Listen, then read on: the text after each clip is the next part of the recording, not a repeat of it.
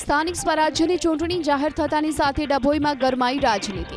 જાહેર લોક ડાયરામાં ધારાસભ્ય શૈલેષ મહેતાના એક નિવેદનથી ભારે ચર્ચા।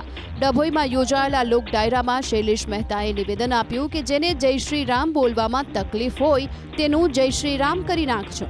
ધારાસભ્ય શૈલેષ મહેતાના આ નિવેદનથી રાજનીતિ ગરમાઈ। જો કે ચૂંટણી સમયે ધારાસભ્યએ કરેલા નિવેદન કોને અનુલક્ષીને હતું તેને લઈને હવે ચર્ચાએ જોર પકડ્યું છે।